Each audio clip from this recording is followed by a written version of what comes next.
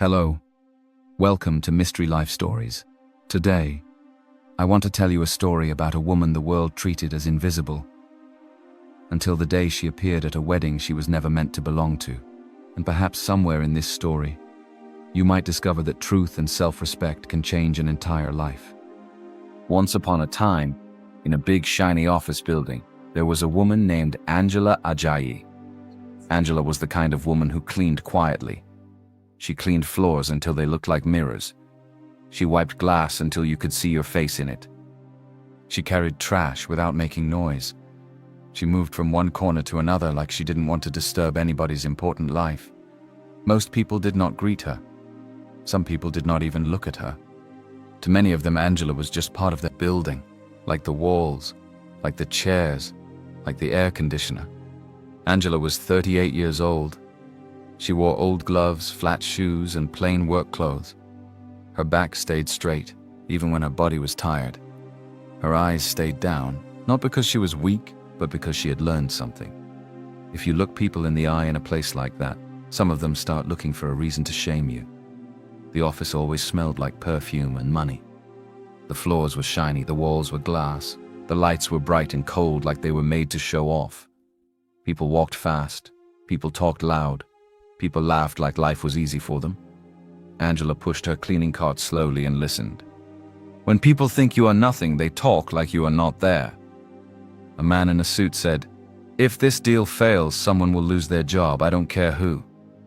A woman whispered, "Madam Nina is about to marry the CEO. That woman is not normal. She can smile and still ruin your life." Angela kept cleaning as if she did not hear. But she heard everything. That was the thing about being ignored. When nobody notices you, you hear secrets. You hear lies. You hear who people really are. Angela's hands were rough. Not only because she was older, but because life had been using her hands for too many years. She reached a corner and knelt down to scrub a small stain on the floor. It was stubborn. It always came back. As she scrubbed, she heard laughter behind her. High laughter. Proud laughter.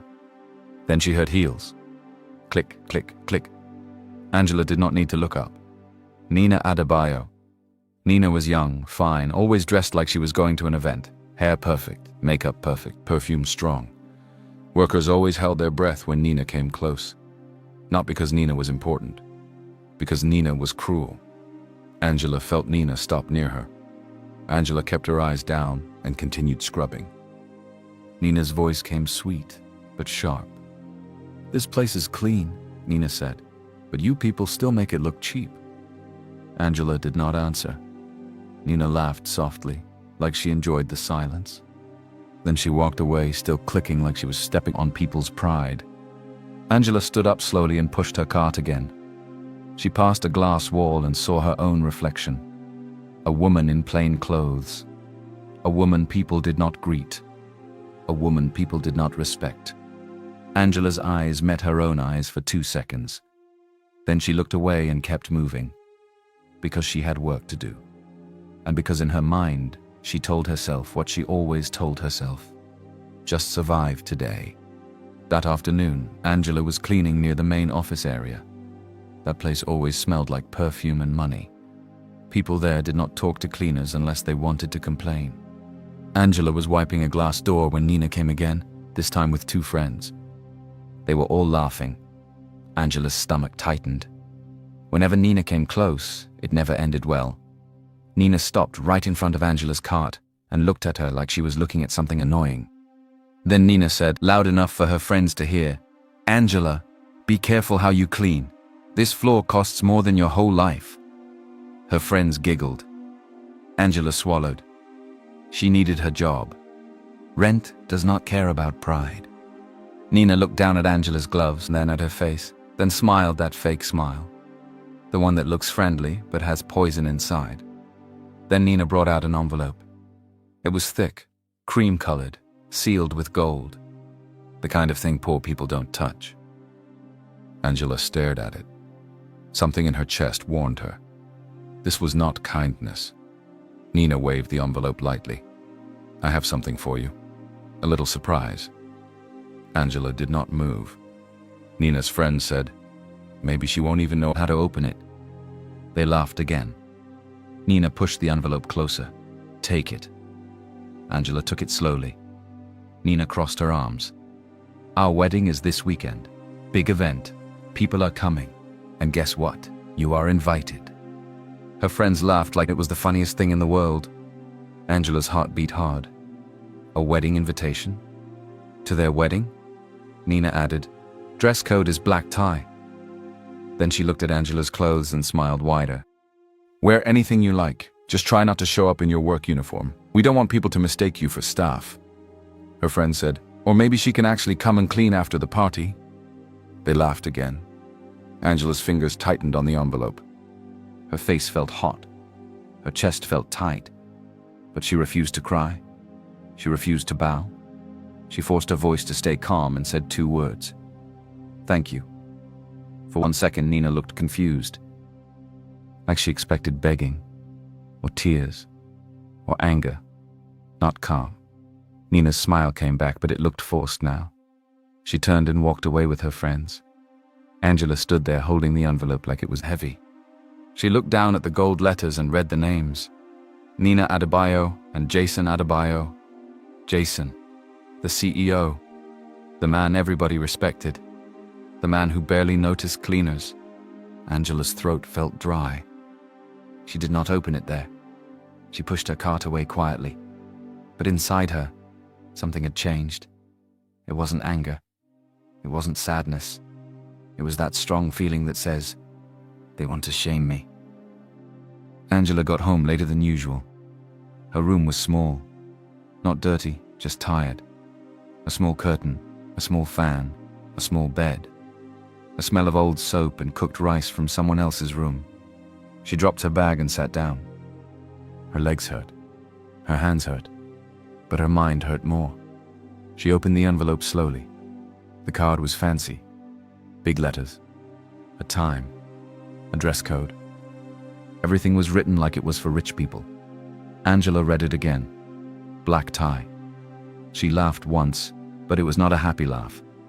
It was the kind of laugh you do when you are shocked. Angela stood up and looked at herself in the mirror. She looked like somebody that life had been pushing for a long time. Then the door opened. Her daughter, Lara Ajayi, came in. Lara was 19, slim, quiet. A smart girl who had learned early that life is not soft. She looked at her mother's face and knew something was wrong. "Mummy, what happened?"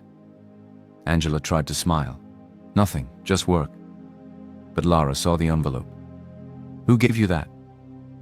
Angela hesitated, then said, "Madam Nina, she invited me to her wedding." Lara's eyes widened. "Invited you? Like as guest?" Angela didn't answer, because even she did not fully believe the word guest. Lara took the card and read it. Then she looked up slowly. "This is not kindness," Lara said. Angela nodded. Lara sat beside her mother. "They want you to go there and look stupid." Angela's throat tightened. She didn't want her child to say it out loud, but it was true. Angela whispered, "Yes." Lara's face hardened. "So don't go." Angela stared at the floor. If she didn't go, she would feel like she agreed with them, like she accepted the place they put her. Angela said, "If I don't go, it will feel like I'm saying they are right." Lara held her mother's hand. The room was quiet for a long time. Then Angela's eyes filled. She tried to hold it back, but the tears came.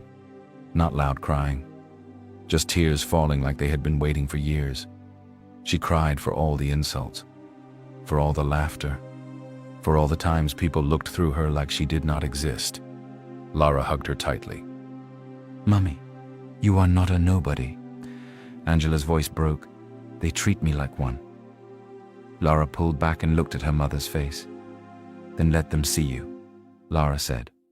Angela wiped her tears, but her mind was still fighting. If she goes, they will laugh. If she doesn't go, she will still feel small. Angela stared at the invitation again. Then her eyes moved to a small old photo on the wall. A woman smiling. Angela's late mother. Her mother used to say something simple.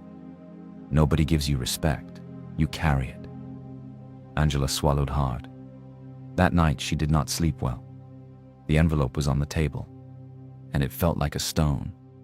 The next morning, Angela woke up early. Lara had gone out. The room was quiet. Angela sat on her bed and stared at the invitation again. Then she stood up slowly and walked to a small cupboard. Her hands shook. At the back of the cupboard was a wooden box. Old. Dusty. Angela had not opened it for years. She pulled it out and sat down. For a moment, she just stared at it, like it could bite her. Then she opened it. Inside were photographs. Not photos of a cleaner. Photos of a different life. Angela in a nice dress.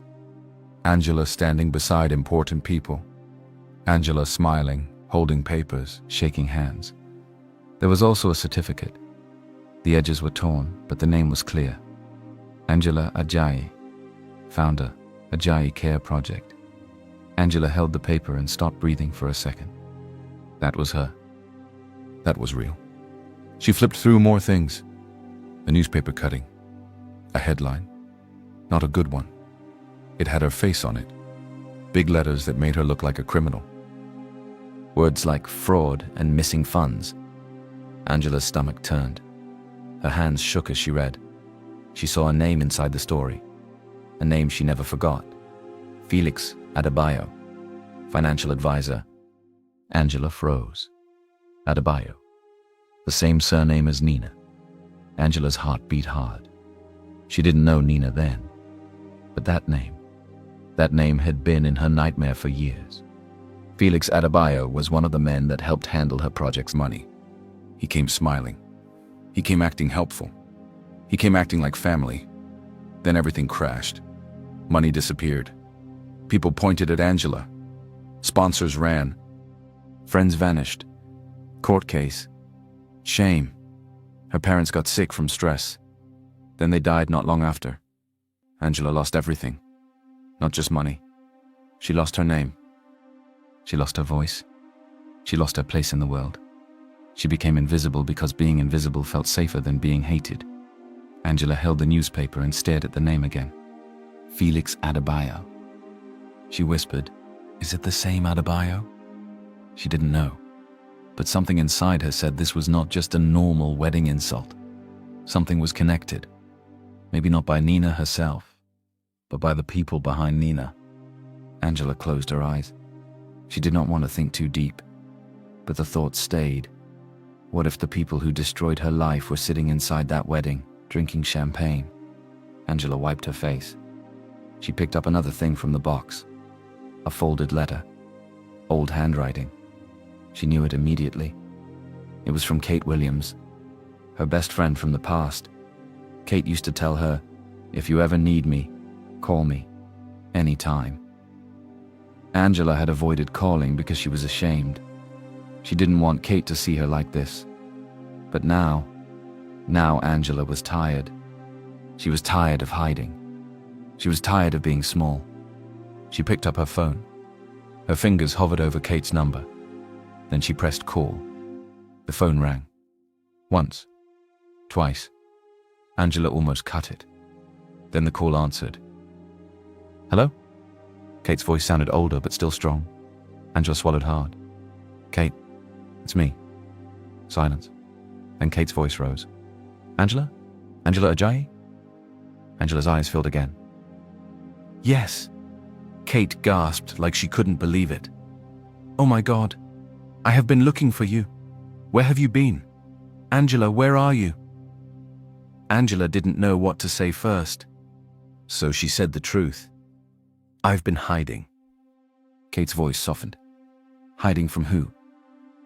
"Hiding from shame," Angela said. There was a pause. Then Kate said, slow and serious, "Angela, shame is not your name. That thing that happened to you. It was not you." Angela's throat tightened. She tried to talk, but her voice broke. "I need help," Angela whispered. "I don't even know if I deserve it, but I need help." Kate didn't ask for a long story. She didn't ask for proof. She didn't say, "What did you do?"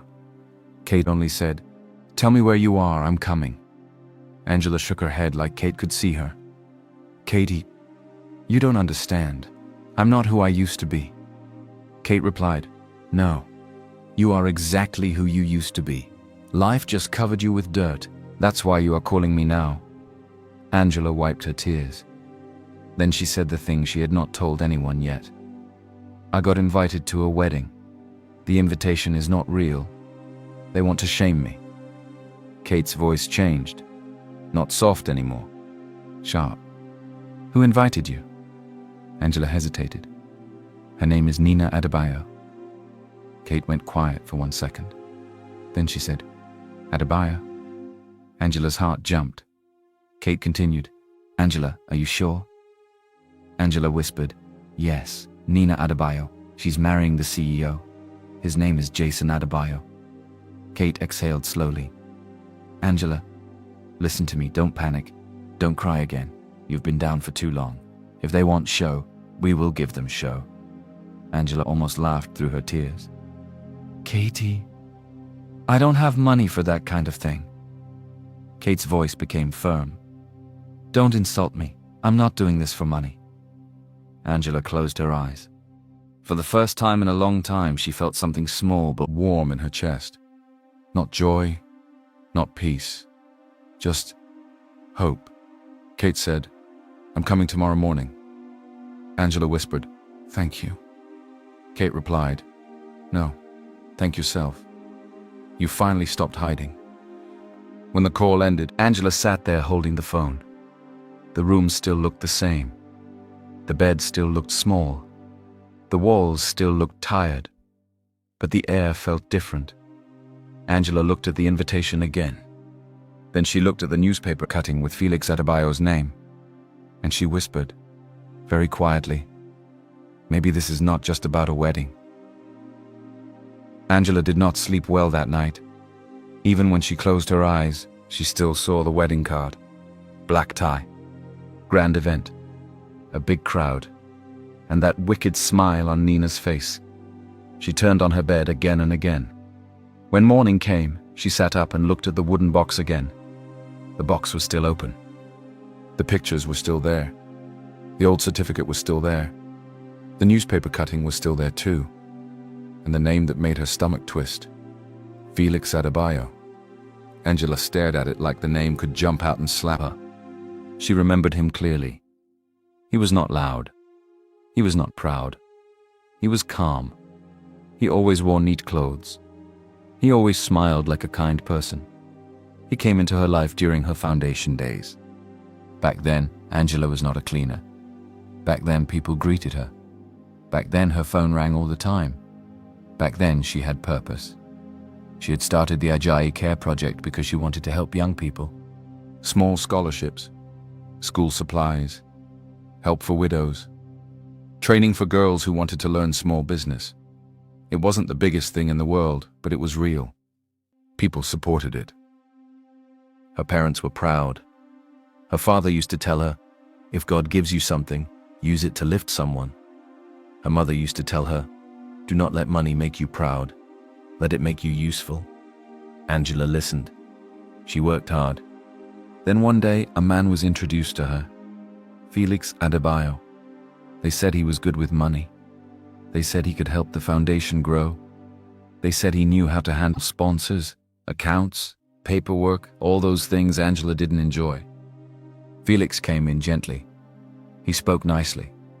He called her Madam Angela with respect. He told her, you have a good heart. I want to help you protect what you are building. And Angela believed him. Because that's how bad things start sometimes. Not with shouting, with a calm smile. Then the problem started small. One sponsor called and said, Angela, why did you use my money for something else? Angela laughed at first. That's not possible. The sponsor sent account details. Angela checked. Money had moved. Angela was confused. Felix said, don't worry. It's probably a bank error. I will handle it. Then another sponsor called. Then another. Angela started sweating every time her phone rang. Felix kept saying the same thing. I will handle it. Don't worry. It will be sorted. Then one morning, Angela woke up and saw her face on the news. Her picture. Her name. Big words. Charity money missing. Founder under investigation. Angela's hand started shaking. She called Felix. His phone didn't go through. She called again. No answer. Angela rushed to the office of the project. The door was locked. Some files were missing. Some documents were scattered like someone was in a hurry. Angela felt her knees go weak. That day, she went from being respected to being judged. People who used to smile at her now looked at her like she was dirty. They didn't ask what happened. They just decided she was guilty. Sponsors pulled out. Some shouted at her on the phone. One woman said, "You are like the rest of them, pretending to help people while stealing." Angela cried and cried. She begged people to wait so she could check the truth. But nobody waited. Even before court, her name was already spoiled. Then the worst part came. Somebody in the investigation mentioned the name, Felix Adebayo, but he had disappeared. Like smoke. And the story still turned back to Angela. Because Felix was not the face. Angela was the face. Angela stared at the newspaper cutting and whispered, "Why did you do this to me?" She wanted to tear the paper, but she couldn't. Because the pain was not paper. The pain was inside her. That was the year everything fell. That was the year she stopped trusting smiles. And now, years later, she was hearing that name again. Adebayo. Nina Adebayo. Jason Adebayo. Angela swallowed. Her heart was telling her something. This wedding might not just be a joke. It might be touching her past. The next morning, Angela was washing her face when she heard a car stop outside. Not the normal sound of small cars. This one sounded heavy, like something strong. Angela stepped outside, and there it was, a black SUV. Clean, quiet, serious. The back door opened. A woman stepped out. Sharp suit, dark glasses, heels that clicked like confidence. Angela's mouth opened. She couldn't breathe for 1 second. Kate Williams. Kate removed her glasses and stared at Angela. Not in shock the way rich people stare. In pain. Like she was looking at someone she loved, but life had touched too hard. Kate walked closer. Angela's eyes filled. Kate didn't wait for greetings. She pulled Angela into a tight hug. Angela tried to talk, but her voice broke. I didn't know who else to call. Kate held her face with both hands and looked at her properly. Angela, you are looking like someone that has been carrying stone for years. Angela gave a small laugh, but tears came with it. Kate entered the room and looked around. Small space, simple things, old fan, small bed. Kate didn't pity her. She just nodded like she was noting facts. Then she sat down and said, "Tell me everything." Angela started talking. Not fast, not smooth. Her words came like pieces. The job, the wedding invitation, the way Nina talks to me. Kate's face remained calm, but her eyes got colder. Angela added, "And the surname is Adebayo." Kate's head lifted. "Adebayo," she repeated. Angela nodded. Kate's voice went low. "Angela, listen, that name is not small." Angela asked softly, "You know them?" Kate leaned back and sighed. "I know of them," Kate said. "Not personally, but I know enough. That family has money, they have connections, they don't play fair." Angela felt her heart beat faster. Kate continued, "And Angela, I need to ask you something. The man who ruined your foundation, what was his name again?" Angela looked away. Her throat got tight. "Felix Adebayo." Kate went quiet. Then she said slowly, "So it is not just coincidence." Angela whispered, "You think they are connected?" Kate looked at her and said, "Maybe, maybe not, but I will not ignore that name." Angela's hands started shaking. Kate reached out and held them. "Angela, look at me." Angela looked up. Kate spoke clearly. "Whether it is connected or not, they will not shame you. Not again." Angela breathed in slowly. Kate smiled. But it was not a playful smile. It was a strong one. "Now tell me," Kate said, "do you want to go to that wedding?" Angela nodded. "Yes." Kate asked, "Why?" Angela's voice was quiet but firm. "Because I am tired of hiding. I am tired of feeling like I should not exist." Kate nodded. "Good," she said. "Then we start today." Kate opened her bag and brought out a small tablet and a notebook. Angela watched her like she was watching a movie. Kate looked at Angela and asked, "How do you want them to see you?" Angela swallowed. She thought about Nina's smile. She thought about the laughs. She thought about all the years she was ignored. Angela said slowly, "I want them to see a woman, not a cleaner, not a joke." Kate nodded. "Good," she said. "So we will not dress you like a desperate person. We will dress you like you belong." Angela quickly said, "Kate, I don't have money for—" Kate raised her hand. "Don't say that again," she said. "It annoys me." Angela blinked. Kate continued, "I didn't come here for payment. I came because you are my friend, and because what happened to you was wicked." Angela whispered, "But you have your own life." Kate replied, "My life is fine, but you are not fine, so we fix it." Kate stood up and walked around Angela like she was measuring her. Angela felt shy. Kate said, "Okay, you need a look that will shut mouths without shouting." Angela didn't understand fully, but she nodded. Kate took pictures with her tablet. Angela's hair, Angela's face, Angela's shoulders. Kate said, "We will do hair that makes you look taller, makeup that looks clean and calm, dress that looks simple but strong." Angela asked, "What color?" Kate smiled. "Black with small gold, not too much, not flashy, but serious." Angela remembered Nina's black tie and laughed bitterly. Kate caught the look on her face. Kate said softly, "Yes, we will use their own rules to enter their space." Angela's eyes filled again. Not from pain this time, from a strange feeling, like someone was finally holding her up. Kate looked at the wooden box on the bed. She walked to it and picked up the newspaper cutting. Her eyes scanned it. She saw the headline. She saw Angela's face. She saw the name again, Felix Adebayo. Kate's jaw tightened. "This man," she said quietly. "He was never punished." Angela shook her head. "He disappeared, and everybody just left me with the shame." Kate nodded slowly. "Angela," Kate said, "we will not only dress you for a wedding, we will start opening your story again." Angela looked up fast. Kate continued, "Not today, but soon. Because if that Adebayo family is connected, then they have been moving free while you have been suffering." Angela's stomach turned. She asked, "What if I'm wrong?" Kate replied, "Even if you're wrong, you still deserve your name back." Angela held her breath. Kate clapped her hands once. "Okay," she said. "First step, we get you ready." Angela asked, "How?" Kate smiled, and for the first time, it was playful. "We go shopping," Kate said. "And no, you are not allowed to say, 'I can't afford it.'" Angela laughed a small laugh. Kate pointed at her. "That laugh," Kate said. "Keep it. You will need it." Kate brought clothes and boxes the next day. She didn't explain too much. She just brought them like someone doing a job.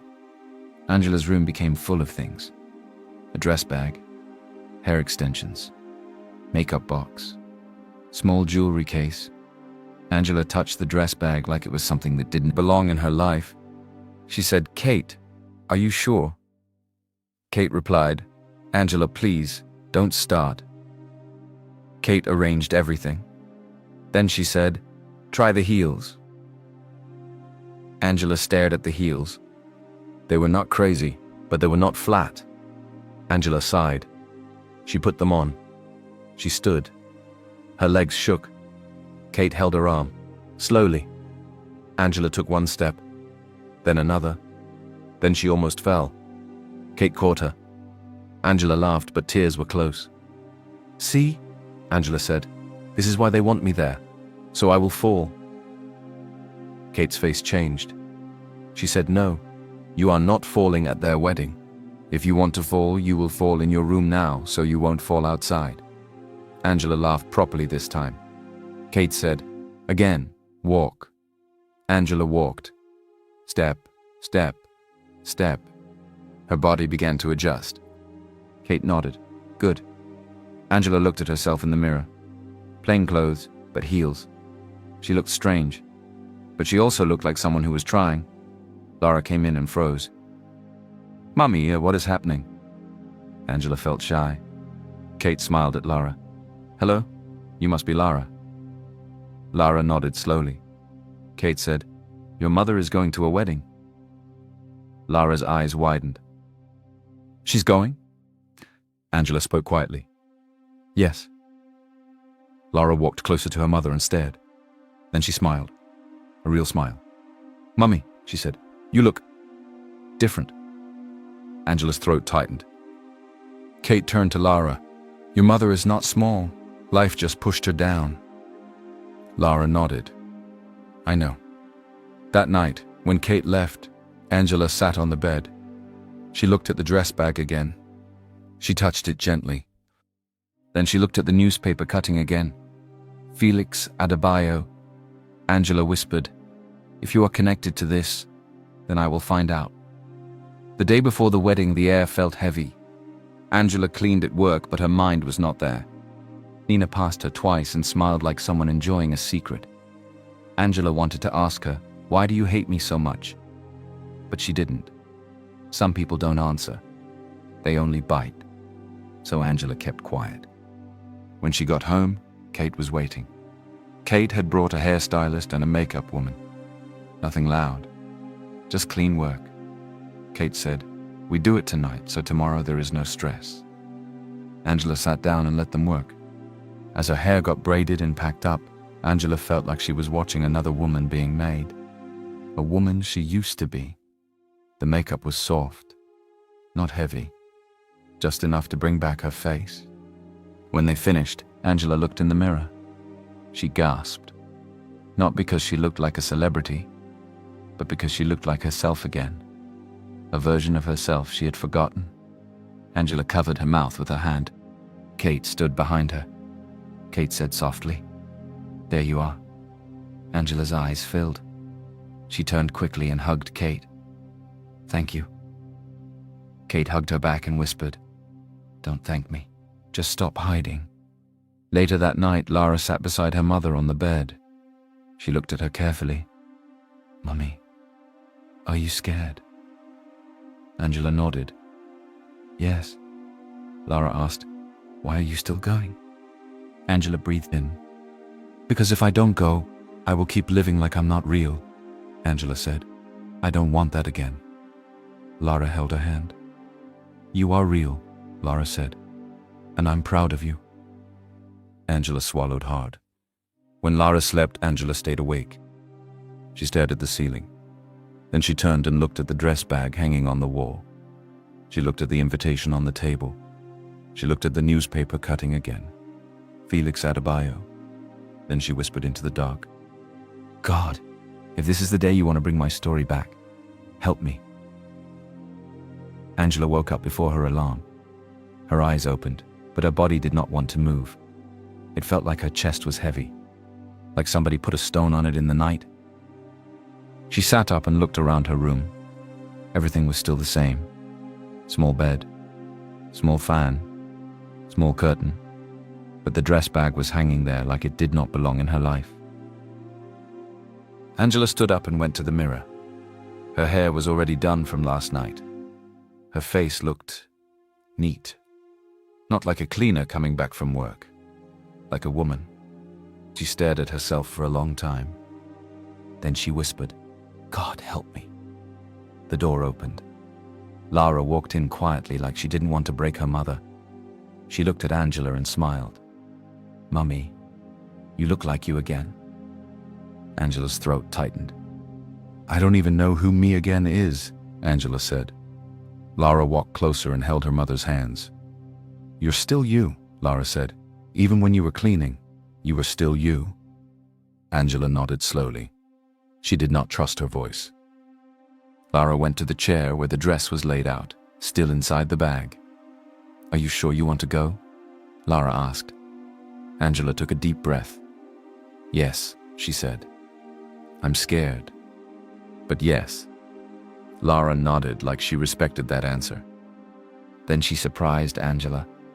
She hugged her, not like a child hugging a mother, like a grown person hugging another grown person. "Mummy, whatever happens, don't let them break you today," Lara whispered. Angela held her tighter. "I won't," she whispered back, but inside she wasn't fully sure. A knock came at the door.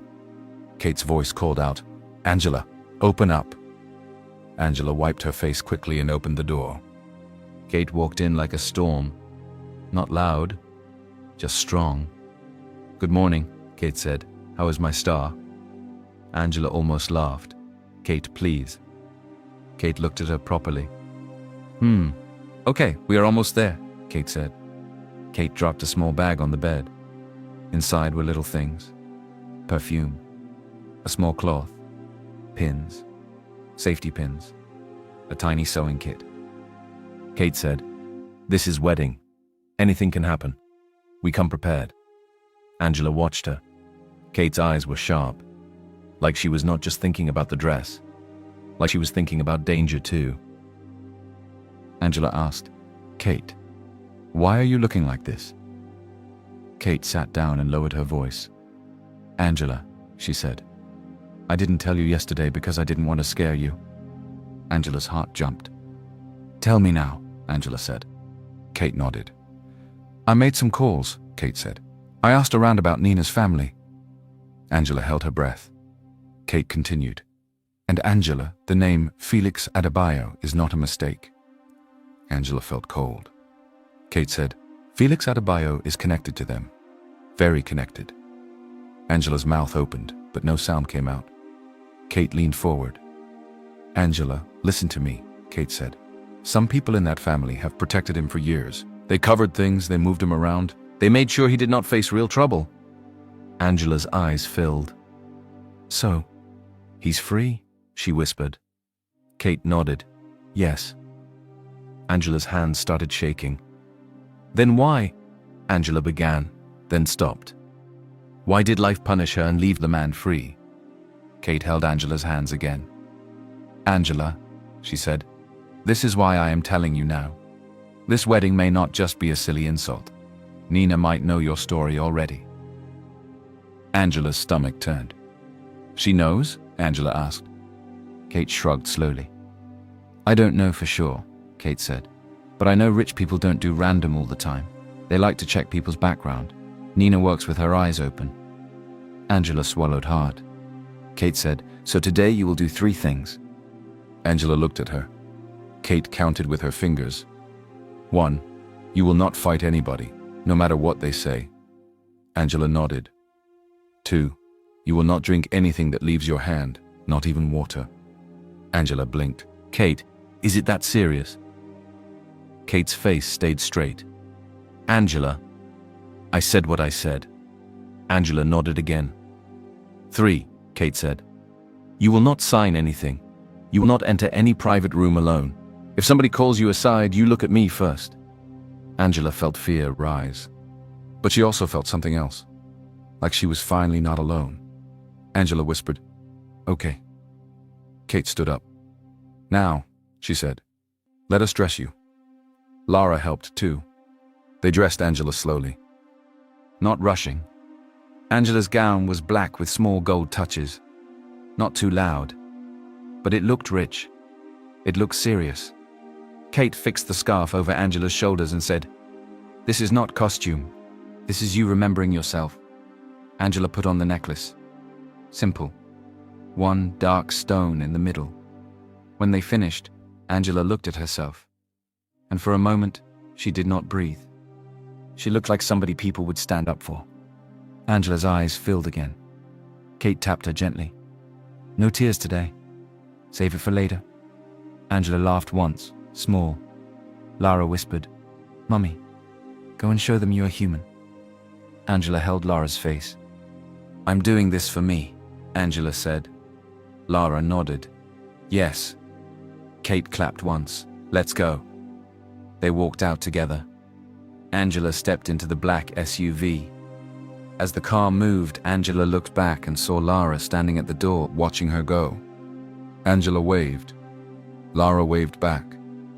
And Angela whispered to herself, "Please, God, let me come back home with my name still inside me." The wedding place was big. You could tell from the way the road became clean and quiet. You could tell from the way security stood like soldiers. You could tell from the way expensive cars were entering like they owned the earth. Kate slowed down near the gate. A security man walked up and bent a little to look inside the car. "Invitation," he said. Kate handed it to him. He checked the card, then looked at Angela. His eyes stayed on her for one extra second, like his brain was trying to match her face with something. Then his face changed small. Not shock, not respect, more like confusion. He stepped back and called another man. The second man came and also stared at Angela like she was a question. Angela felt her heart beat hard. Kate leaned close and whispered, "Don't panic." The second man asked, "Madam, sorry, your name?" Angela's mouth went dry. Kate answered before Angela could speak. "Angela Ajay," Kate said. "Guest." The man's eyes widened just a little. Then he forced a smile. "Okay, madam," he said. "You can enter." The gate opened. As the car rolled in, Angela's hands were cold. Kate looked at her. "You see?" Kate whispered. "They already know your name at the gate." Angela's stomach dropped. "So Nina told them?" Angela asked. Kate's voice was low. "Or somebody told them. Just stay calm." Angela nodded slowly. They drove in. There were flowers everywhere. White chairs. A carpet. Lights. People dressed like pictures. Some women's dresses looked like they cost someone's yearly rent. Men in suits stood in groups, holding drinks, laughing, talking business, even on wedding day. Waiters walked around with trays. A photographer was snapping people like the air was made of camera flashes. Angela's heart beat faster. She felt small for 1 second. Then she remembered something. She did not come to beg for space. She came to stand. Kate parked in a good spot and opened the door for Angela. Angela stepped out. The air felt different outside. Cool. Fresh. Like rich people owned the weather too. Angela's heels touched the ground. Tap. Tap. She stood straight. Kate stood beside her and whispered, "Walk like you are going to your own event." Angela nodded. They started walking toward the main area. Some people noticed. Not because Angela was loud, because she looked like someone they should know. Heads turned. Whispers started. "Who is that? I've not seen her before. She looks important." Angela kept walking. Then she saw Nina. Nina was in front, shining, smiling, doing small turns for cameras. Nina looked like she wanted everyone to beg her for attention. Angela saw Nina's friends near her too, laughing, sipping champagne like they were tasting power. And then something happened. Nina turned. Just small. And her eyes landed on Angela. At first, Nina's smile stayed, like she was about to laugh. Then Nina's smile froze. Her eyes widened, like her mind couldn't understand what it was seeing. Nina blinked. Once. Twice. Then her face started changing. Not into fear, into anger, into shock, into something like, "How dare you?" Angela's stomach tightened. But she did not slow down. She walked forward with Kate. Tap, tap, tap. The carpet under her feet felt like a runway, and the whole place started getting quiet, like even the music did not want to interrupt her steps. Some waiters stopped moving. Some guests stopped talking. Even the photographer paused and looked at her like he was not sure if he should take her picture. Angela kept her face calm, but inside, her heart was shouting. Kate whispered, "That's it. Don't look around too much. Just forward." Angela nodded. And in that moment, Angela understood something simple. When people see you as nothing, They don't prepare for you to return as something. Nina forced her smile back onto her face like someone wearing a mask. She walked toward Angela quickly. Her friends followed behind her like bodyguards. As Nina came close, Angela noticed Nina's hand was shaking a little on her bouquet. Nina stopped in front of Angela and smiled too wide. "Wow," Nina said, loud enough for people to hear. "What a surprise." Angela said nothing yet. Nina looked Angela up and down. "You really dressed up," Nina said. "I almost didn't recognize you." Her friends laughed small, like they were trying to restart the joke. Angela looked Nina in the eyes. Just calm, just steady. And she said, "Yes, I dressed up." Nina chuckled like she was winning. Angela added slowly, "And looking at you, you dressed up too." Some people around them did small laughs. Not the mean laugh Nina wanted, more like nervous laughs. Nina's smile tightened. She stepped closer, lowering her voice, but still sweet. "Angela," she said, "I hope you understand you are here as a guest, not as—" Nina paused and looked at Angela's shoes, then continued, "Not as staff." Angela's heart beat harder. Kate shifted beside Angela, ready. Angela smiled just a little. A small smile that was not friendly. Angela said, "Don't worry, I understand where I am." Nina's eyes narrowed. She tried another angle. She raised her voice again so people could hear. "It's just, black tie events can be confusing," Nina said. "Some people don't know the rules." Angela nodded slowly. Then she said, simple and calm, "True, and some people know the rules but still don't know how to behave." A quiet "ah" moved through the crowd like wind. Nina's cheeks tightened. Her friend tried to jump in. One of them said, "Madam Nina, leave it. Some people like attention." Angela turned her eyes to the friend. Just one look. The friend looked away quickly. Nina laughed again, but it sounded forced. Then Nina leaned in close to Angela's ear, still smiling, and whispered, "You think you can embarrass me today?" Angela whispered back, calm, "I didn't come here to embarrass you." Nina's smile shook.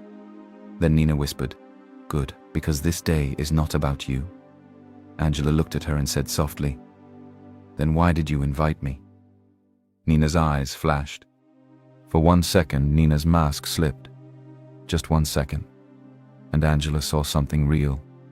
Not just cruelty. Something personal. Something like Nina had been waiting for this. Nina's voice dropped lower. "You don't know what you are walking into," Nina whispered. Kate heard it too. Kate leaned close and said quietly, "Nina, if you have something to say it loud." Nina turned her eyes to Kate. She stared at Kate like she was trying to place her. Then Nina's face changed small, like she recognized Kate as someone with weight. Nina forced a smile again. "Welcome," Nina said, louder now. "Enjoy the wedding." Then Nina turned and walked away fast, like she needed air. Angela watched her go. Kate whispered, "Did you hear that? She spoke like someone who knows your story." Angela's throat felt dry. Angela whispered, "Kate, I think she knows."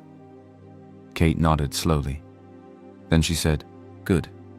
Let her know you are not hiding again." As they stood there, Angela noticed a man across the crowd staring at her. Older. Gray hair.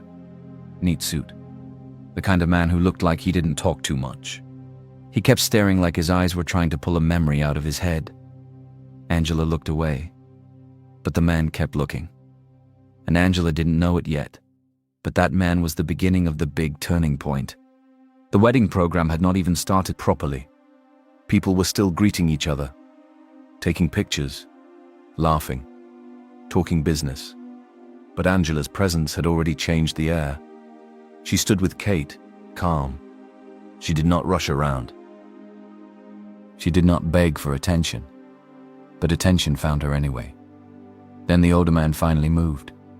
He walked through the crowd slowly. He held his drink in one hand but forgot to sip it. His eyes stayed on Angela like he was afraid she would disappear if he blinked. He stopped in front of her. He looked at her face closely. Then he looked at her again.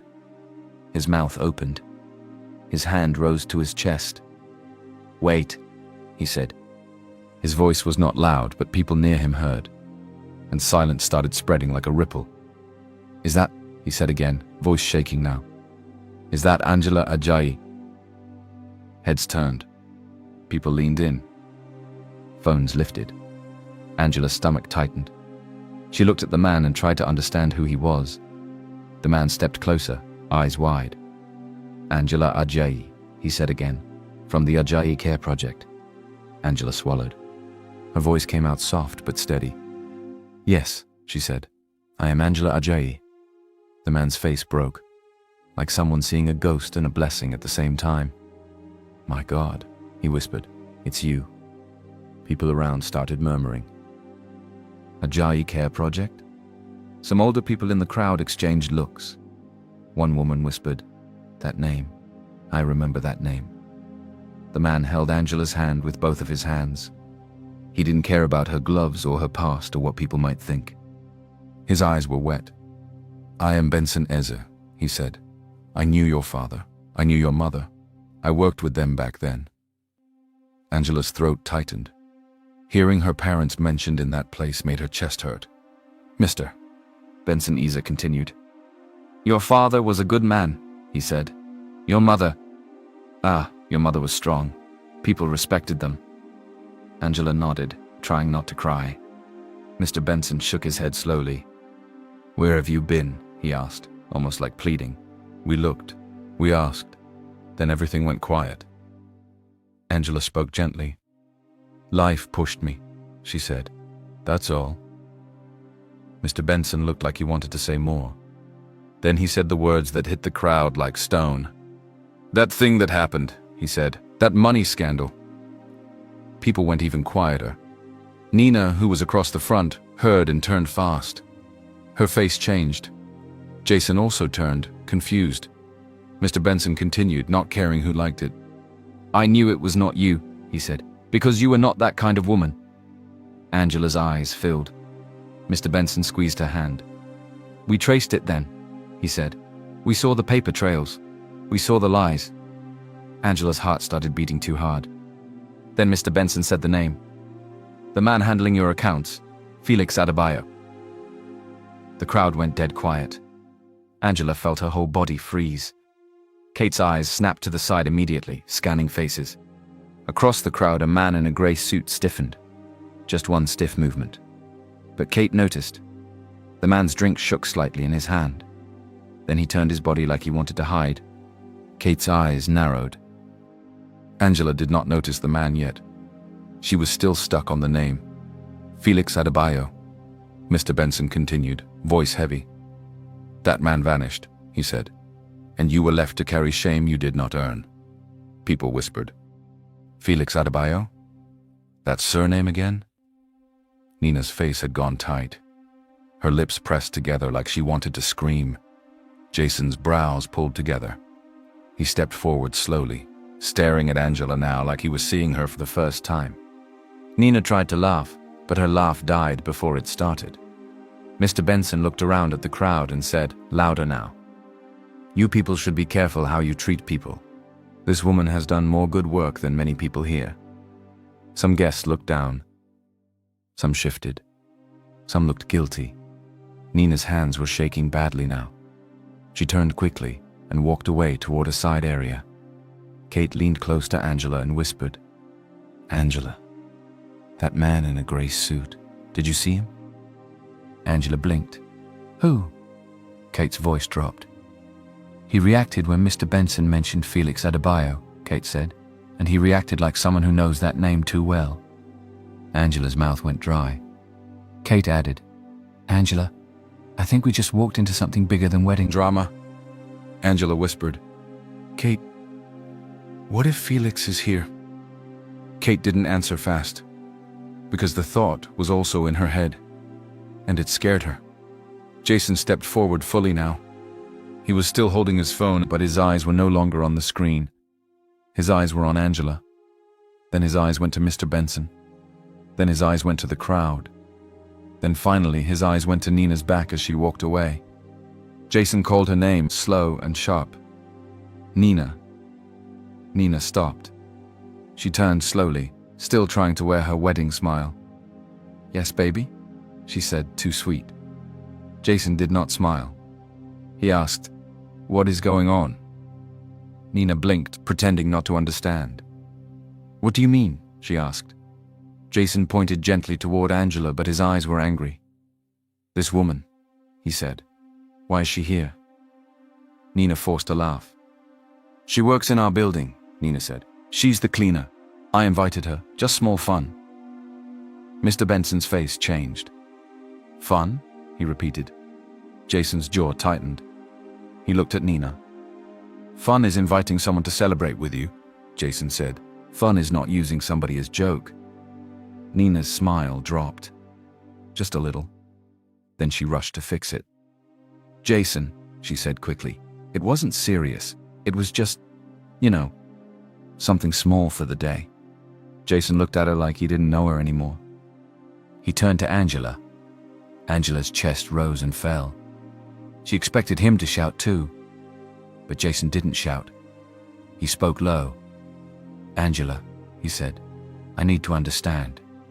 Are you really Angela Ajayi from the Ajayi Care Project?" Angela nodded. "Yes," she said. Jason's face tightened with shock. He looked away for a second, like he was trying to process it. Then he looked back at Nina. Nina's eyes flicked around. She was looking for rescue. Jason asked Nina again, "So you knew?" Nina's mouth opened, then closed. Jason stepped closer. "Did you know who she was before you invited her?" he asked. Nina laughed nervously. "No," she said quickly. "How would I know? She's just a cleaner." Jason raised his hand. "Stop," he said, calm but dangerous. The crowd was fully listening now. Even the music sounded low, like it was scared. Mr. Benson stepped forward again. "Jason," he said, "your wife should not talk like that. This woman built something that helped many people." Jason nodded slowly. He looked ashamed. Then he looked angry again. He asked Mr. Benson, "Sir, you said Felix Adebayo was the one handling her accounts." Mr. Benson nodded. "Yes," he said, "Felix Adebayo." Jason's face changed. He turned to Nina fast. "Nina," he said, "Felix Adebayo. That name means something in your family, right?" Nina's face froze. Kate's eyes narrowed again. Angela's heart started beating like drum. Nina tried to laugh again. "I don't know what you're talking about," Nina said. Jason stepped closer. His voice went even lower. "Nina," he said, "don't lie to me today." Nina's eyes flashed with anger. Then she hissed softly, "Jason, not here." Jason answered, "Yes, here." The crowd murmured. People loved drama when it wasn't their own. Jason looked back at Angela and spoke quietly, but everyone still heard. "Angela," he said, "I'm sorry. I did not know. If I knew, I swear." Angela lifted her hand gently. "No," she said, "don't." Jason paused. Angela's voice stayed calm. "I did not come here to fight," she said. "I did not come here to spoil your day." Jason stared at her. Angela continued, "I came because I'm tired of hiding." Jason swallowed hard. Nina's eyes were burning now. She looked like she hated Angela for breathing. Kate leaned close to Angela and whispered, "Angela, that gray suit man is gone. He just left." Angela's stomach dropped. Kate whispered again, "He left when Felix Adebayo's name came out." Angela's voice shook for the first time. "Katie, what if—" Kate cut her softly. "Not now," Kate said. "Breathe, stand." Angela nodded slowly. Jason turned again to Nina. His face was hard. He said, "After today, you will explain everything, every single thing." Nina's smile was gone. She looked like she wanted to scream, cry, slap someone, anything. But she could not, because too many eyes were watching. And for the first time, Nina was the one standing in front of people, feeling small. Angela stood still. The wedding day had not even fully started, but something had already broken open. and Angela could feel it in her bones. This was not just about a wedding invite. This was about her past coming back to stand in front of her, and it was about to get even bigger. Chapter 16. Angela spoke, and the air changed. For a few seconds after Jason told Nina, "After today, you will explain everything," nobody moved. Even the people who love drama were quiet now. Because this one didn't feel like normal wedding drama. It felt like something old coming back. Nina stood there with her bouquet, smiling like her face was glued, but her eyes were not smiling. Her eyes were angry. Her eyes were scared too. Angela stood still. Her legs felt strong on the outside, but inside, her heart was running. Kate stayed close to her like a wall. Mr. Benson was still holding Angela's hand, like he didn't want her to vanish again. Then Nina did something. She forced a laugh and clapped twice, loud and fake. Okay, Nina said, raising her voice. "Nice story, nice surprise, but can we move on? It's a wedding." Some people chuckled because they didn't know what else to do. Nina stepped closer to Angela, smiling wide. "Angela," she said, "since you have come, enjoy yourself. Please take a drink." A waiter appeared like magic, holding a tray. 2 glasses, cold and shining. Angela's eyes went to the glass for 1 second. Kate touched Angela's arm immediately. Small squeeze. Angela remembered, "Don't drink anything." Angela lifted her chin and said, calm, "No thank you." Nina's smile twitched. "Oh," Nina said, still sweet. "You don't drink?" Angela said, "Not today." Nina's eyes narrowed. She turned to the waiter sharply. "Leave us," she said. The waiter walked away fast. Nina leaned in closer, smiling like a friend, but her voice came out low like a warning. "You want to act like queen today?" Nina whispered. "Fine, but don't forget what people remember." Angela looked at her. "What do people remember?" Nina's lips moved in a small smile. "They remember your scandal," she whispered. "They remember missing money." Angela's chest tightened. For a second, the old shame tried to rise like smoke. But Angela held it down. She did not shout. She did not shake. She looked Nina in the face and said quietly, "If you want to talk about that, talk about the man who took it." Nina's eyes flashed. Then she forced another laugh and stepped back like nothing happened. She turned to the crowd and said, "Let us all relax. This is Love Day." But her voice was not steady. People could see it. Jason stepped forward again, looking from Nina to Angela. He looked tired, confused, angry. He said, "Angela, please, can you explain? Not everything, just why are you here?" Angela took a deep breath. She looked around. So many faces. Some curious, some guilty, some still proud. Some workers standing at the edge, watching quietly, like they were seeing hope with their own eyes. Angela's voice came out calm, but it carried.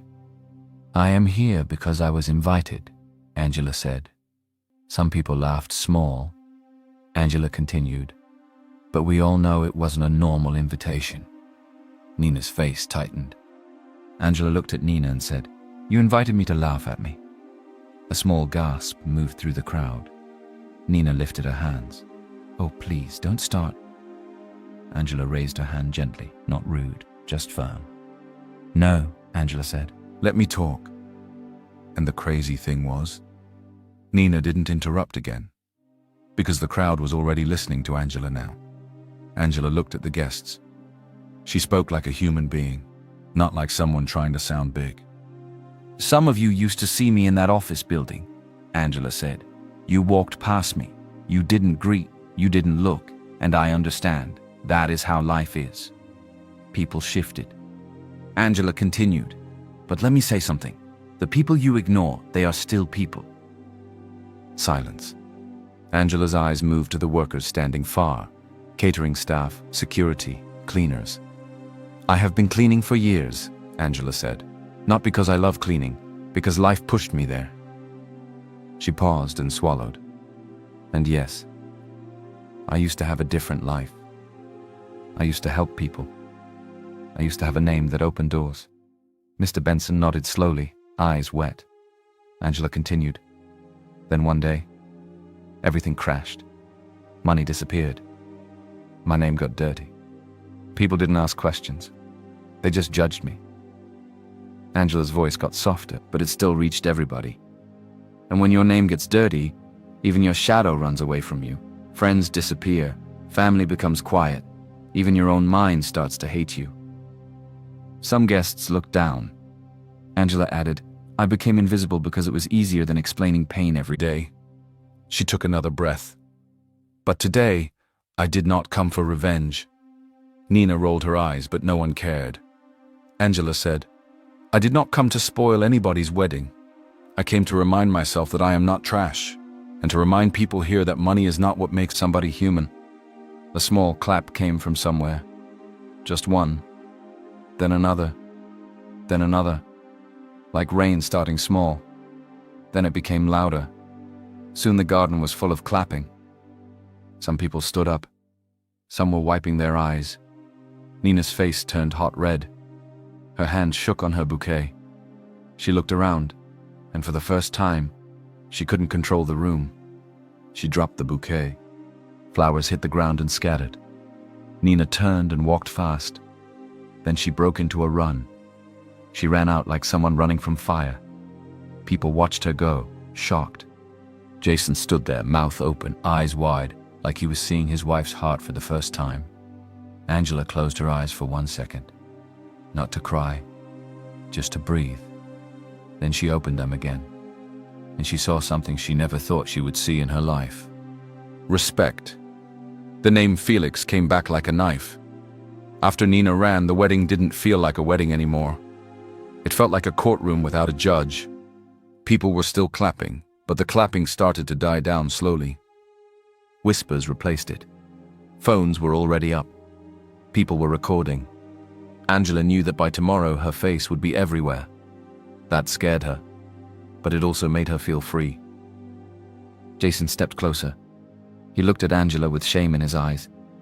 I'm sorry, he said again, quieter now. I didn't know. Angela nodded once. I know, she said, but it still happened. Jason swallowed hard. He turned to Mr. Benson. Sir, what you said about Felix Adebayo, do you have proof? Mr. Benson's face became serious.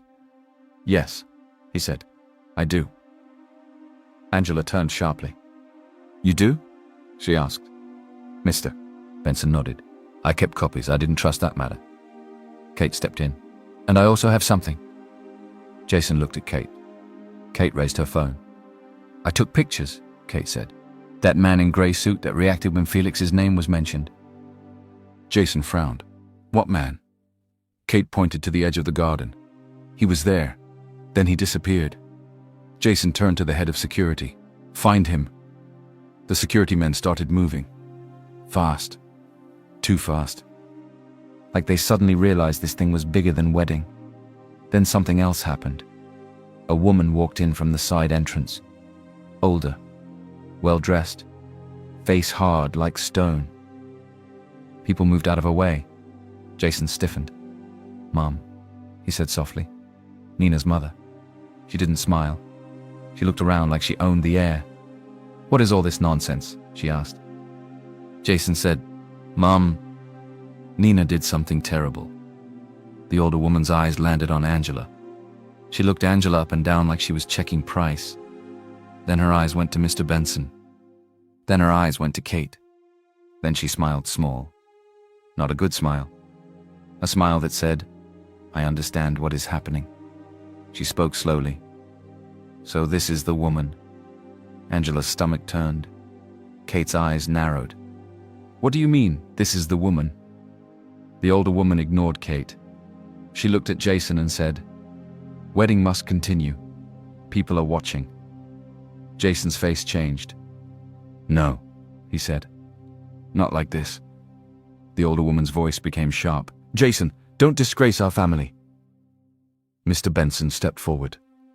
Madam, he said calmly, your family has already disgraced itself if you protected that thief. The older woman's eyes flashed. What thief? She snapped. Mr. Benson said, "Felix Adebayo." Silence. The woman's face didn't break, but her eyes did something small, something quick, like fear hiding behind pride. Kate noticed it. Angela noticed it too. Jason noticed it. Jason's voice went low. "Mom, you know Felix Adebayo?" The older woman scoffed. "Many people have that name." Kate stepped forward and said, "Stop it, you know him, and you know what he did to Angela."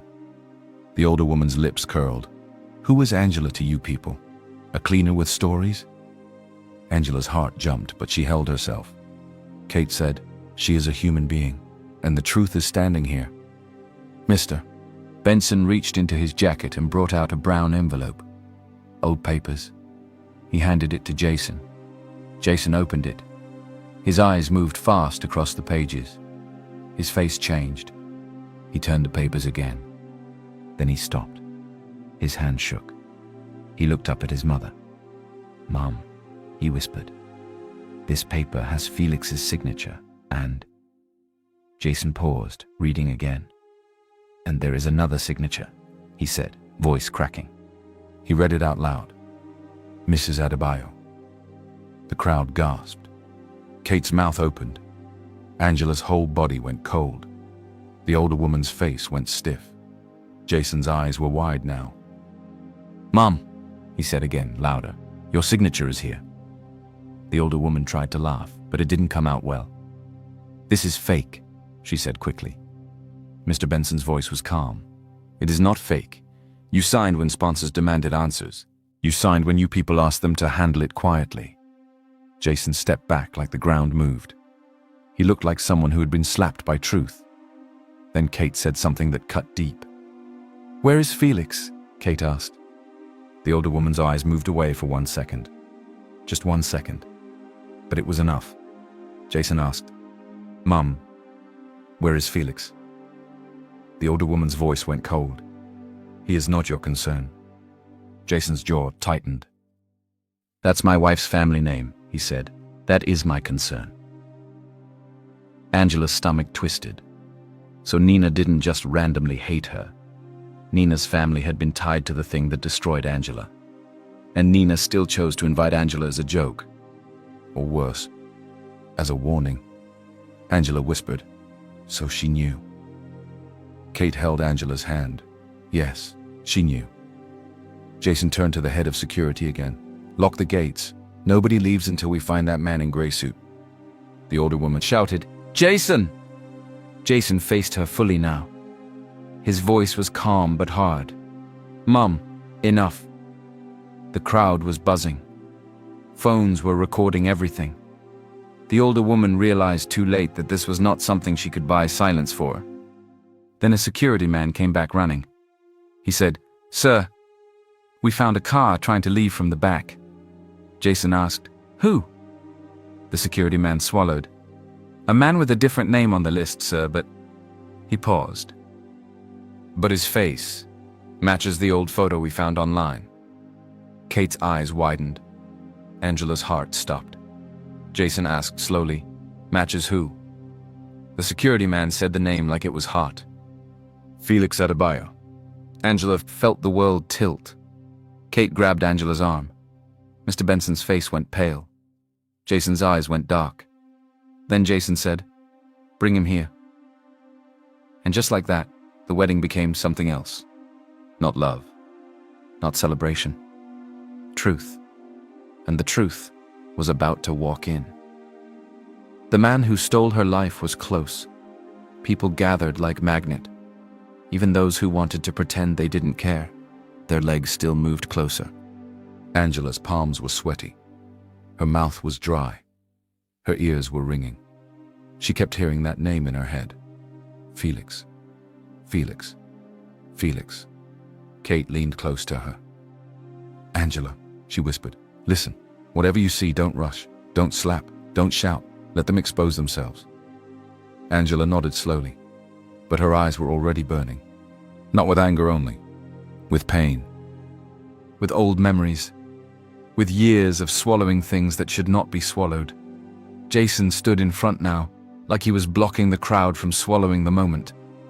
His mother stood behind him, stiff like she was ready to fight the whole world. Mr. Benson stood close to Angela. "Stay strong," he whispered. "Your parents are watching." Angela almost cried, but she held it. Then the security men returned. They were walking a man forward. He wore a cap at first, head down, trying to hide.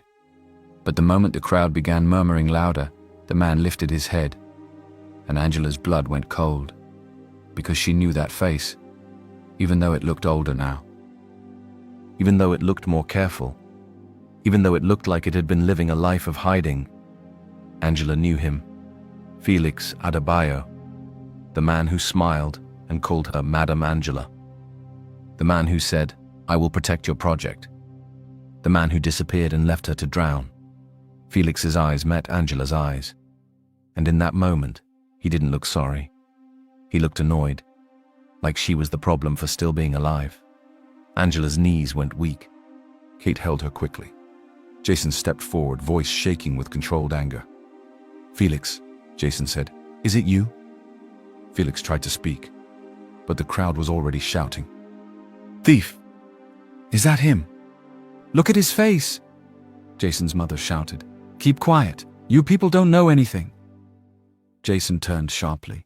"Mum, stop!" Angela stared at Felix. Her voice came out small. "Why?" Felix looked at her like she was wasting his time. Then he spoke. Not loud, not apologetic. He said, "You were too trusting." Angela felt something snap inside her chest. Not violence, not madness, just heartbreak turning into strength. She stepped forward slowly. Kate didn't stop her. She just stayed close. Angela said, "You destroyed my life." Felix shrugged like it was business. "I did what I had to do," he said. The crowd gasped. Jason looked sick.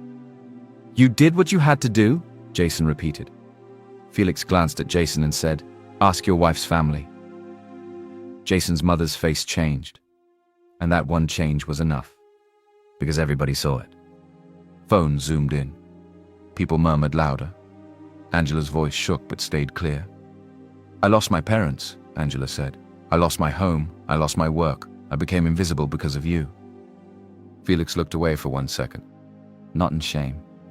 More like he didn't want to hear it. Then he said coldly, "You are still standing, so you didn't die." Angela blinked. Tears fell, but she didn't wipe them. She let them fall. Because the tears were not weakness. They were proof. Proof that she was human. Kate turned to Jason. "Do you see now?" Kate asked. "This is the man you people protected." Jason's eyes were red. He looked at his mother. "Mom," he said, "tell me the truth. Did you protect him?"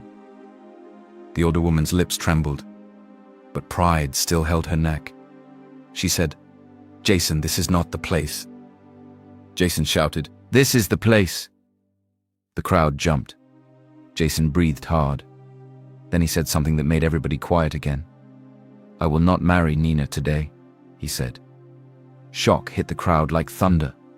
Jason continued, "Not with this kind of evil around us, not with lies." His mother shouted, "Jason!" Jason turned, "Enough!" Then he faced Angela.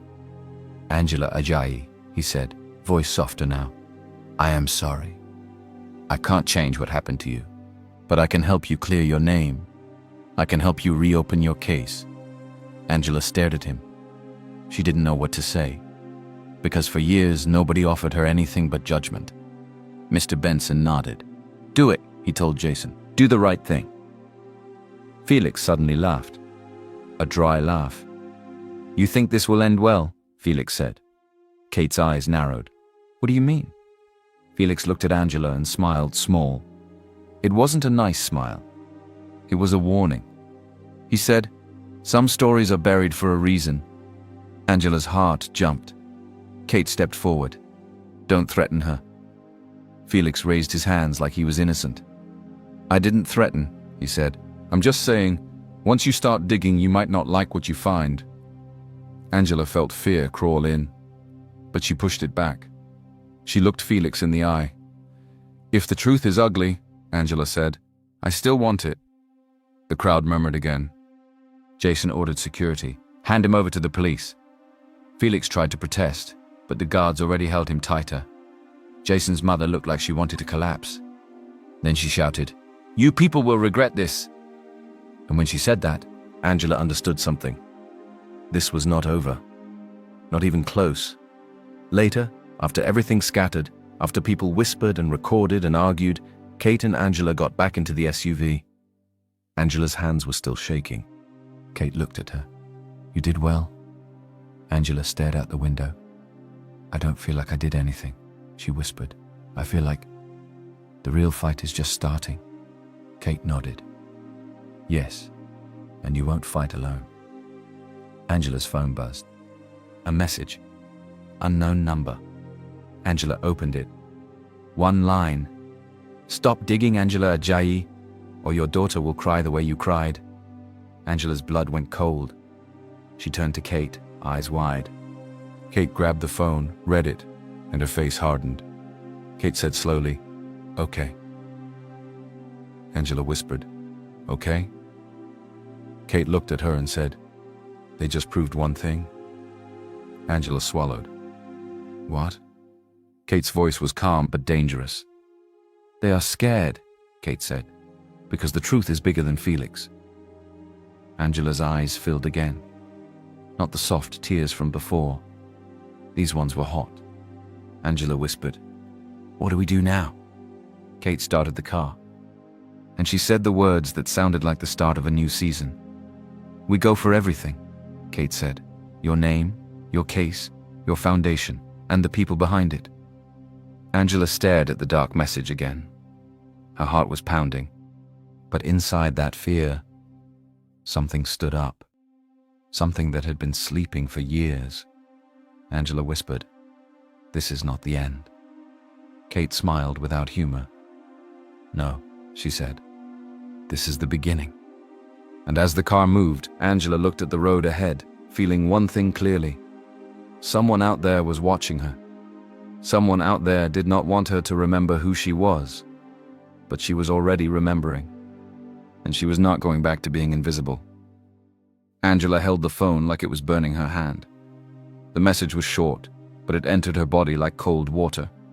"Stop digging, Angela Ajayi, or your daughter will cry the way you cried." Her throat closed. Her mind left the car for a second. All she could see was Lara's face. Lara laughing. Lara sleeping. Lara saying, "Mummy, don't let them break you." Angela's voice came out tiny.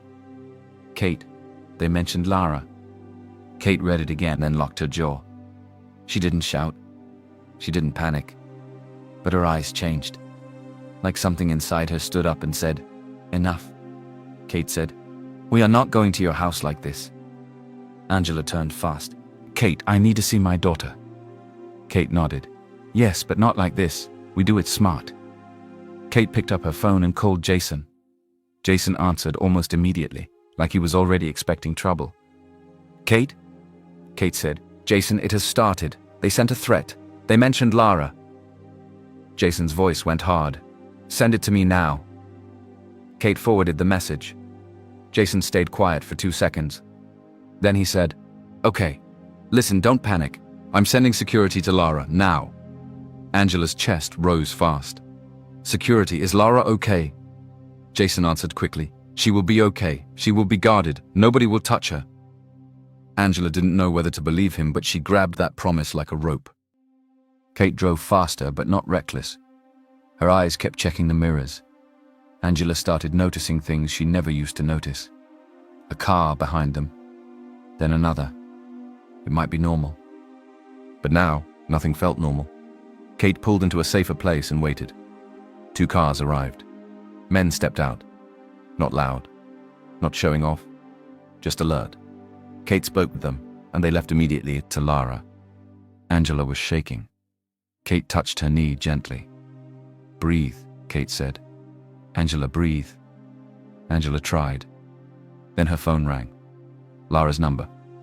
Angela answered so fast her hand nearly dropped the phone. "Mummy!" Lara's voice came. Angela almost cried with relief. My baby, are you okay?" "Yes," Laura said, confused. "But men came here. They said they are here to protect me. Mummy, what is happening?" Angela swallowed. She didn't want to pour fear into her child's head, so she used a calm voice. "Nothing will happen to you," Angela said. "Just stay inside. Don't open for anybody. Let the men handle anything." Laura went quiet.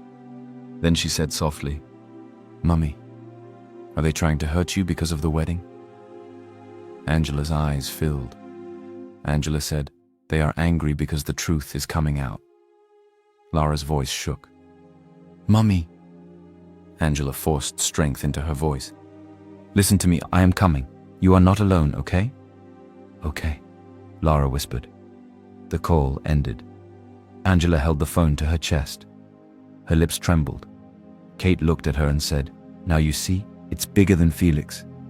Angela nodded slowly. Then Kate added, "But they made one mistake." Angela asked, "What mistake?" Kate lifted the phone slightly. "They texted," Kate said. "They left a trail." Angela looked at her.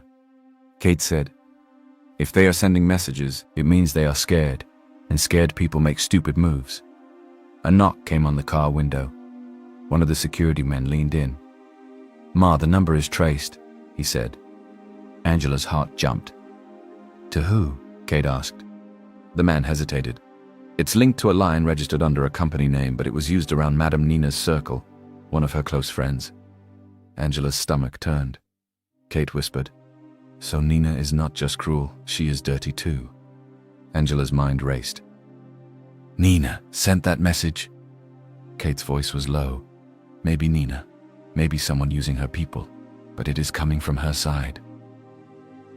Angela thought about Nina's whisper at the wedding. "You don't know what you are walking into." Angela's hands clenched. Kate called Jason again. When he answered, Kate said, "The threat is linked to Nina's side."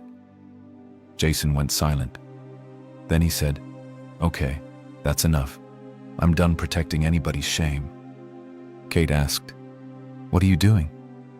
Jason replied, "I'm bringing police in. I'm also bringing my lawyer and my mother. She will answer questions today." Angela blinked. "Your mother?" Jason's voice was tight. "Yes, because Felix didn't move alone. He had cover for years." Angela felt dizzy. Kate looked at Angela and said, "Angela, are you ready for the truth to be ugly?" Angela swallowed hard. Then she said, simple and clear, "Yes." That night, with security around Lara, and with Jason putting pressure where it should be, the big people started losing control. Because once police got involved, once phones started recording, once names started coming out, silence became harder to buy. And for the first time in a long time, Angela felt something she had not felt in years. Not peace, not happiness, just one thing: power. Not money power, truth power. The next day, Felix did not look strong anymore. He was sitting in a room with people asking questions he could not laugh away. His smart mouth from the wedding was gone. His shoulders were down. His eyes were tired. Angela sat opposite him, with Kate beside her. Jason was there too. And Jason's mother sat farther away, stiff like a statue, with a lawyer whispering in her ear. Nina was also there. Her face looked different. No big smile, no proud shoulder, no loud laugh, just panic hiding under makeup. Angela stared at Nina and thought, "So you can look scared too." A man in uniform placed a phone on the table. The message was on the screen. The same message. The one about Laura. They asked Nina, "Do you know this number?" Nina shook her head quickly. "No." They asked again, "Do you know who used it?" Nina's lips trembled. She glanced at her mother, then remembered Jason's mother was not her mother. She had no shield in that room. Nina swallowed and said, "It's not my number." Kate leaned forward and said, "But it is your friend's line, and we know you were with her all night after you ran away." Nina snapped, "So?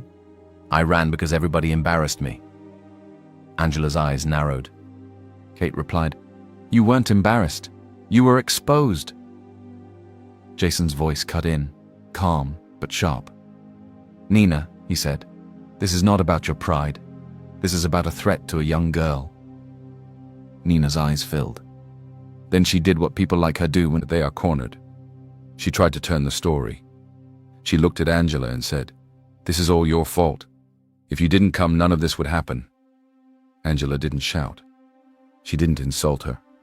She just said softly, "If you didn't plan evil, none of this would happen." Silence. Felix cleared his throat like he wanted to speak. The officer turned to him. "Felix Adebayo," he said, "let's start from the beginning. Did you steal the funds from the Ajayi Care project?" Felix's eyes shifted. He tried to smile. It didn't work. He said, "It was business." Angela felt her stomach twist again, but she held herself. The officer asked, "Did you act alone?" Felix went quiet. Jason's mother shifted on her chair. Her lawyer leaned in and whispered fast. Felix looked at Jason's mother, then looked away.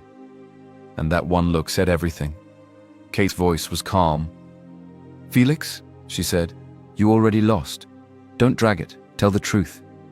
Felix laughed once, bitter. Then he spoke. "Yes," Felix said, "I took the money." Angela's chest tightened.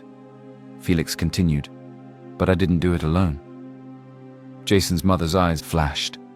Her voice came out cold. "Felix, watch yourself."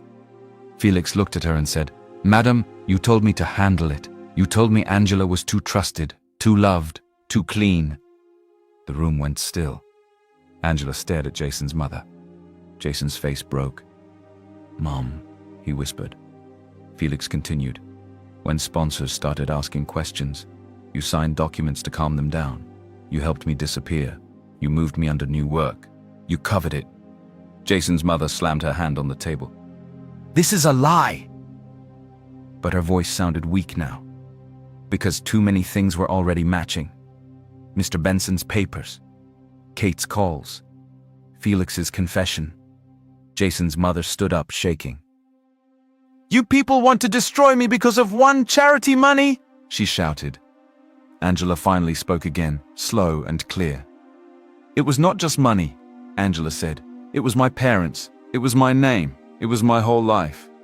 Jason's mother stared at Angela, breathing hard. Then she said something that shocked everyone. She said, "You should have stayed quiet." Angela blinked. Kate whispered, "Did you hear that?" Jason's eyes widened like someone waking from sleep. He turned to his mother. "Mom, you're not even sorry." Jason's mother's mouth trembled, but pride still held her. Then Nina started crying. Real crying. Not the fake one. She cried and said, "I didn't know it was that serious. I just wanted to disgrace her small. I didn't mean—" The officer cut in. "So you admit you planned to disgrace her?" Nina froze. Her mouth opened, then closed. Her tears stopped like someone poured cold water on her face. Jason exhaled slowly, like his heart was breaking in pieces. He looked at Angela. His eyes were wet. "Angela," he said, "I'm sorry. I'm sorry you met us." Angela stared at him. Then she said something that surprised even herself. "I didn't meet you," Angela said. "I met the truth."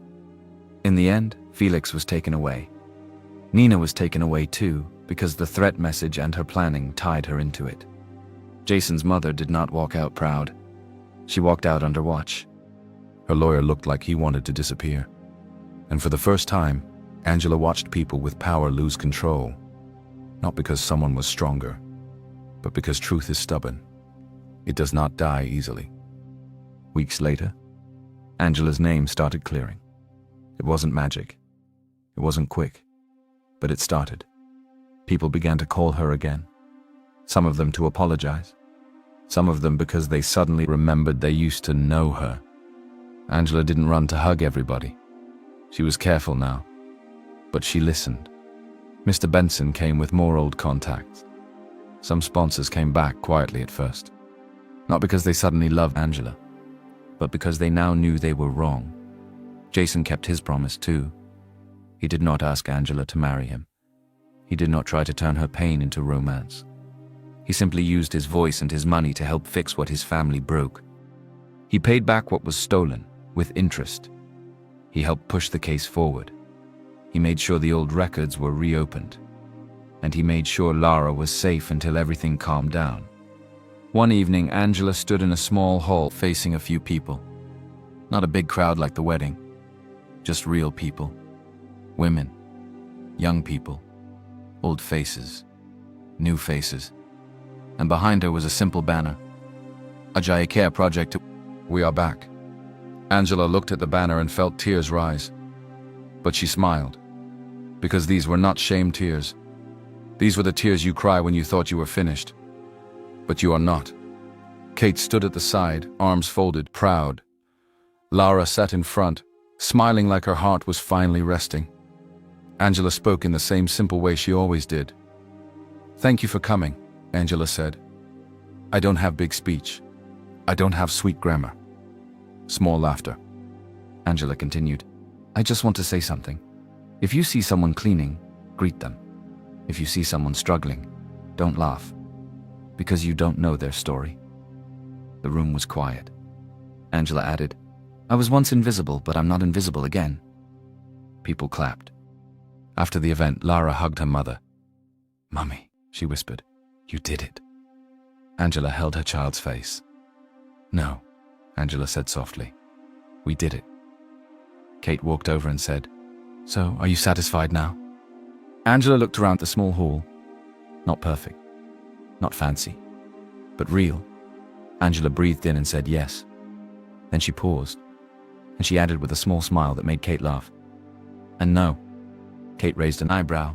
Meaning? Angela looked at the banner again. Then she said the final words, calm and strong. This time we build it so big, Angela said, that nobody will ever try to bury my name again. Kate smiled. Lara smiled. And Angela smiled too. Because once upon a time, in a big shiny office, they treated her like she was nothing. But now, she was not begging to be seen. She was standing where she belonged. And she was not going invisible again. Thank you, truly, for staying with this story until the very end. In a world where everything moves so quickly, the fact that you chose to spend your time listening to a journey like this means more than you might think. Effective, Wendon style, Angela's story was never just about a wedding, and it was never only about the moment the truth finally came to light. In many ways, it was a story about something quieter, deeper, a story about a woman who had once been pushed so far down by life, misunderstood, abandoned, and treated as if she had never really mattered.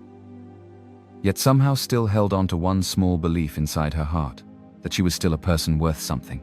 Sometimes in life, the deepest pain isn't failure, it's the feeling of being erased from other people's world. When you walk through a room and no one really sees you, when your efforts are brushed away like dust on a table, when one day you look in the mirror and quietly ask yourself, who have I become? Angela once lived inside that question. She chose silence. She chose to exist where no one paid attention. Not because she was weak, but because sometimes the human heart becomes so tired, it simply wants peace. And yet, one unexpected moment, a wedding invitation meant as a joke, became the doorway that led her back to her own life. Not because she wanted revenge, not because she wanted to prove something to the people who laughed at her, but simply because she no longer wanted to live as if she were a shadow. And perhaps that was the most important moment in the entire story. Not when the truth was spoken in front of a crowd. Not when powerful people were finally forced to face their mistakes. But the quiet moment when Angela walked through the gates of that wedding, wearing shoes she wasn't used to, with a heart that trembled, but still moved forward. Because sometimes, courage is not the absence of fear. Courage is walking anyway, even when your heart is shaking. When we look back at her journey, the most beautiful part is not simply that Angela was proven innocent. The most beautiful part is that she found herself again. A woman who once built something good for others. A woman whose life was broken by lies and greed. A woman who once believed her story was over, when in truth, it was only paused. And the strange thing about life is this: the moment Angela stopped hiding from the world slowly began to see her again. Not because she became perfect, not because she suddenly became powerful, but because she stood up and carried her truth with her. There is something life rarely tells us clearly. Truth can be buried. A reputation can be stained. Your name can be misunderstood for many years. But if you are still standing, if you are still holding on to the core of who you are, maybe somewhere out there, someone listening to this story feels a little like Angela. Maybe you've been misunderstood. Maybe you've been judged for things that were never yours to carry. Maybe you've stepped back from the world, just to avoid the weight of people's eyes. If that is where you are right now, remember this: you are not what people say about you, and you are not the mistakes or accusations life throws at you. You are the person who keeps moving forward, even when the road feels lonely. And just like Angela, there may come a day when your truth doesn't need to shout. It will simply stand there, quietly, long enough for the world to finally see it. This story ends here, but Angela's journey does not. She continues rebuilding what was lost, not to prove the world wrong, but to live honestly as the person she has always been. And perhaps that is the real victory. Not the moment when everyone finally recognizes you, but the moment when you no longer need that recognition to know who you are. Thank you again for listening to this story all the way to the end. And before we part, hold on to one quiet thought. In this life, the most valuable thing is not being seen by everyone. It is having the courage to refuse to become invisible, even when the world turns away.